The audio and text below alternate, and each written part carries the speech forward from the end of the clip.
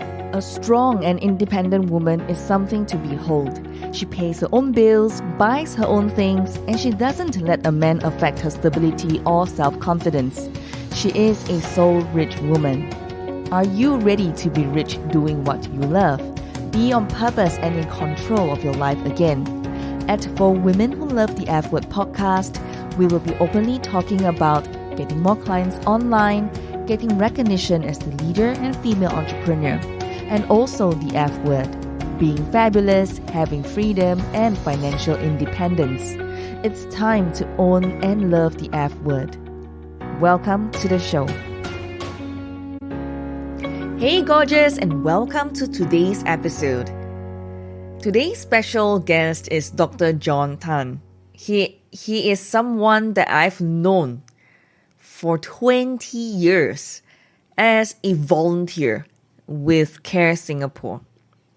I am a volunteer with Care Singapore, which is Children at Risk Empowerment. And it's something very close to my heart because I was a youth at risk before because of my background that I was often being bullied. So I became really rebellious and a lot of things happened to me. So when I spotted podcasting as a way to share his message or tell his stories on Every Youth Matters, Dr. John rejected the idea initially. But today, Dr. John has recorded 2 seasons of podcast shows. Now, 2 seasons means that 2 years worth of content in a really short time using my system and process to help him to leave a legacy so that he can build connections, meaningful connections, internationally, even without being there, and with a voice, with his voice, his experience, his message is going to touch the world and change the world and helping more people to understand youth and help these youths at risk. Prevention is better than cure. So enjoy today's episode and do connect with me on social media if you love today's episode on LinkedIn, Facebook, and Instagram at Genecia Allura, GENECIAALLUORA. Dr. John Tan, please. Thank you, and welcome to this very special episode. And I'm speaking to you at the conclusion of a run of recording for the whole entire season 2 of Every Youth Matters. And what have I learned? What have I done? Well, this is so exciting for me. In case you do not know me, this is Dr. John Tan. I am the founding president of the Youth Work Association Singapore, as well as the executive director of Children at Risk Empowerment, otherwise known as Care Singapore. For the past 30 years or so, I've been working with young people as well as the people who work with young people, wanting to help them succeed. And so in season 2 of Every Youth Matters, I have shared tips and strategies and ways to reach out to the young people because I have learned from my experiences and transformed them into lessons for which I have already paid the tuition fee. And so in sharing lessons, then others, parents and educators and youth workers need not go through the painful lessons that I went through, right? And so season 2 was quite a journey for me. At the back end of it all, I would say I have succeeded in completing it. And despite disruptions, the reason for me saying that is that we have laid out 4 recording days at the studio, And some of the days that we were about to record, we were interrupted by some renovation works that were done in the neighbors. And that was a tough one because we had to time our recording around their renovations, and it ended up in a day where we could not record at all. But at the back of it all, the 4 days that were set aside, we completed in actually 3 days, minusing off that 1 day that was disrupted. So what that has taught me is that it's possible. We can wrap around, we can learn around disruptions that happen. And this is particularly meaningful to me because it just reminds me that despite challenges, we can overcome. As one of my favorite mantras goes like this: our problems may be tough, but remember, we are always tougher.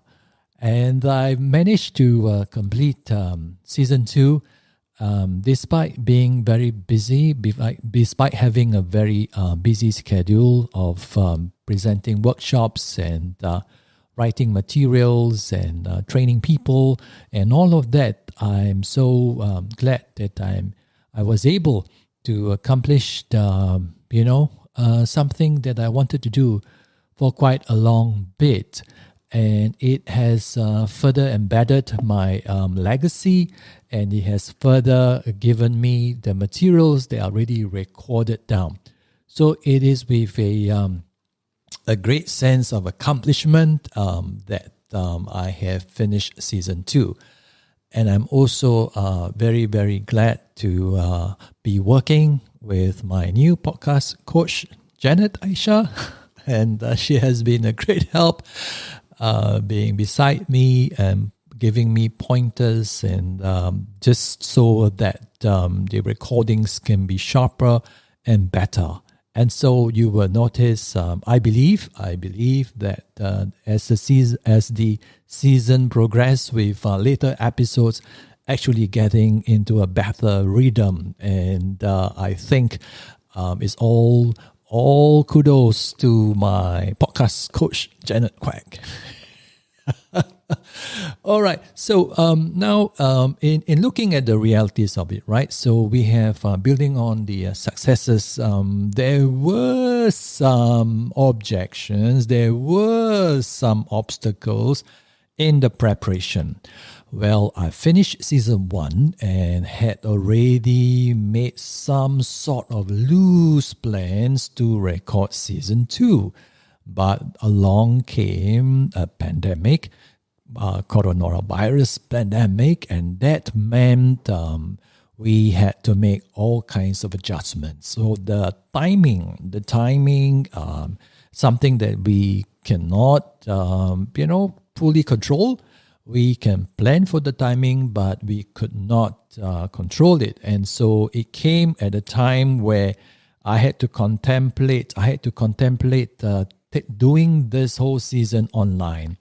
And doing this whole season online meant I had to beef up my computer system. I have to beef up my recording system, which was a challenge, particularly during circuit breaker lockdown, where we couldn't go anywhere, we couldn't get things delivered and all of that. So it was a big challenge. And the lack of equipment meant that I had to either wait it out, we don't know when, and therefore when phase 2 came in and it meant that we could move about, there was the potential possibility of then going into the studio to record it. But then there's a big but, because the but came from the wife, who was concerned for me going out, maybe even exposing myself into the community, right? And that was slowly overcome by explaining to her the steps involved, what we were doing and all that. And so it meant that I did not need to do the recording in my then non-furbished home studio, if you can call it that way. But it meant then moving into a studio and booking that 4 days that we could do the recording. So it was a learning process, bit by bit, right? And I also had the issue of what do I choose? Which topics? How do I be concise? I had to choose the number of episodes. And truth be told, I had more material than I needed for this season. Which meant then, which is to the next point coming soon, will there be a season 3? There's a possibility. But before that, I had to then choose and decide the materials that I wanted to keep it concise, to keep the rhythm going and not to drag. So the initial episodes, the length of the episodes were varied. But when it got into a rhythm, then I got into a pattern. I got to be able to know how to demarcate how much material goes into each episode, right? So that's a learning point for me as well, which then leads to, will there be a season 3? Well, it is highly possible. It is highly possible because in the course of recording season 2, then new possibilities expanded. So sometimes if there's an objection of not wanting to work on something in the fear that, you will get there, but in the process of working, the mind gets stirred up.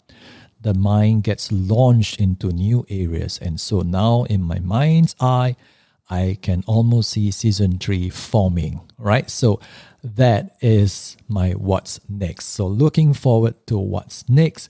Then it will be season 3 coming up sometime soon, perhaps. All right.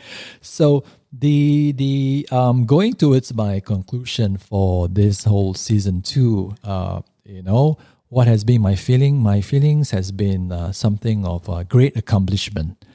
Great accomplishment because as part of my plan to leave a legacy of my lessons learned, I have embedded it further. So now I have not only presented season 1, it now goes into season 2 with the promise of season 3, meaning that I have forever archived my materials into resources that can benefit more people, right? So I'm really thankful and grateful to the team at instantpodcastleader.com.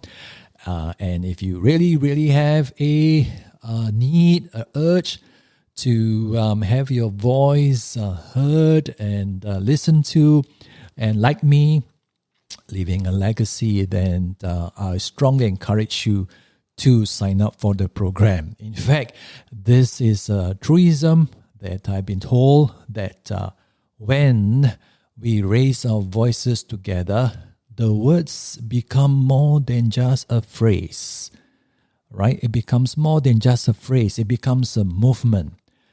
And that our dreams are valid. And know that our dreams are valid, that on your path you are never denied and you can be directed. But you need to let your voice be heard. Thank you so much for joining me today. I'm so honored that we are connected, and I hope that I can continue to serve you as you build your dreams. And if you love this episode, and I hope that you did, rate it 5 stars. Give us that glowing review because it will help more women around the world finding the Soul Rich Woman podcast.